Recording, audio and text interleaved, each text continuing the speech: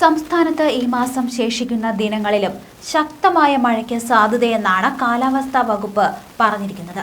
കേരളത്തിൽ അടുത്ത 5 ദിവസം വ്യാപകമായ മഴയ്ക്കൊപ്പം ഇടിയും മിന്നലിനും സാധ്യതയെന്ന് പ്രവചനമുണ്ട്. തെക്കു പടിഞ്ഞാറൻ ബീഹാറിന് മുകളിലും സമീപ പ്രദേശങ്ങളിലുമായി ചക്രവാത ചുഴി നിലനിൽക്കുന്നതും തെക്കൻ ബംഗാൾ ഉൾക്കടലിന്റെ മധ്യഭാഗത്തായി മറ്റൊരു ചക്രവാത ചുഴി നിലനിൽക്കുന്നതും തെക്കൻ ബംഗാൾ ഉൾക്കടലിൽ നിന്ന് തെക്കൻ തമിഴ്നാട് വരെ ന്യൂനമർദ്ദപാത്തി നിലനിൽക്കുന്നതുമാണ് കേരളത്തിൽ വ്യാപക മഴയ്ക്ക് കാരണമാകുന്നത്. അതേസമയം തന്നെ കൊടയത്തൂരിൽ ഇന്ന് സംഭവിച്ചത് ഏവരെയും വേദനിപ്പിക്കുന്ന ഒരു സംഭവം തന്നെയാണ്. സന്തോഷത്തോടെ ഉറങ്ങാൻ കിടന്ന ഒരു കുടുംബമാണ് മണിക്കൂറുകൾ കഴിഞ്ഞപ്പോൾ മൺകൂനയ്ക്ക് അടിയിൽപ്പെട്ടത്. ഇടുക്കി കൊടയത്തൂരിലെ ഉരുൾപൊട്ടൽ നാടിനെ നടുക്കുന്നതായിരുന്നു. സോമൻ, അമ്മ തങ്കമ്മ, ഭാര്യ ഷിജി, മകൾ ഷിമ, കൊച്ചുമകൻ ആദിദേവ് എന്നിവരാണ് അപകടത്തിൽപ്പെട്ടത്. സോമന്റെ വീട് ഉരുൾപൊട്ടലിൽ ഒലിച്ചു പോയിരുന്നു. പ്രദേശത്തെ റോഡും കൃഷിയിടങ്ങളും ഒലിച്ചു പോയിട്ടുണ്ട്. ഇവരുടെ മൃതദേഹം കണ്ടെത്തുകയും ചെയ്തു.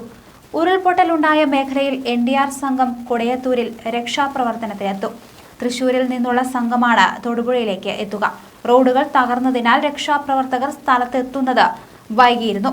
അതേസമയം സംസ്ഥാനത്തിന്റെ വിവിധ ഭാഗങ്ങളിൽ കനത്ത മഴയാണ്. പത്തനംതിട്ട, കോട്ടയം ജില്ലകളുടെ താഴ്ന്ന ഭാഗങ്ങളിൽ വെള്ളം കയറി. പത്തനംതിട്ട ചുങ്കപ്പാറ ടൗണിൽ കടകളിലും മറ്റും വെള്ളം കയറിയതിന് പിന്നാലെ പച്ചക്കറികളും മറ്റ് സാധനങ്ങളും ഒഴുകിപ്പോയി. പത്തനംതിട്ടയിൽ ചെറുതോടുകൾ കര കവിഞ്ഞു തുടങ്ങിയിട്ടുണ്ട്. സംസ്ഥാനത്തിന്റെ വിവിധ ഭാഗങ്ങളിൽ ഇത്തരത്തിൽ വലിയ രീതിയിലുള്ള നാശനഷ്ടങ്ങൾ തന്നെയാണ് സംഭവിച്ചിരിക്കുന്നത്. കനത്ത മഴയിൽ വായ്പൂർ, മുതുപാല, വെണ്ണിക്കുളം പ്രദേശങ്ങളിൽ വെള്ളം കയറി. മലയോര മേഖലകളിൽ കനത്ത നാശനഷ്ടമാണ്.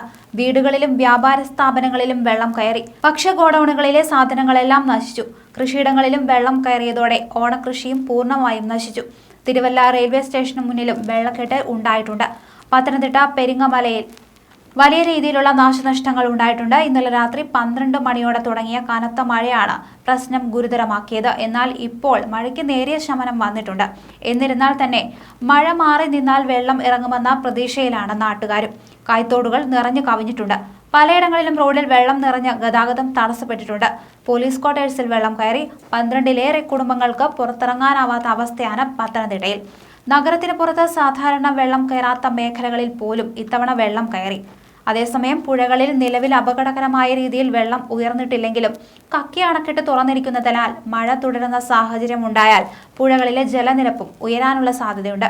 ചില ജില്ലകളിൽ കേന്ദ്ര കാലാവസ്ഥാ വകുപ്പ് മഞ്ഞ അലർട്ടാണ് നൽകിയിരിക്കുന്നതെങ്കിലും മലയോര മേഖലകളിൽ ഒറ്റപ്പെട്ട ശക്തമായ ഇടിയോടുകൂടിയ മഴയ്ക്ക് സാധ്യത ഉള്ളതിനാൽ കഴിഞ്ഞ ദിവസങ്ങളിൽ ശക്തമായ മഴ ലഭിച്ച മലയോര പ്രദേശങ്ങളിൽ ഓറഞ്ച് അലർട്ടിന് സമാനമായ ജാഗ്രത പാലിക്കേണ്ടതുണ്ട്.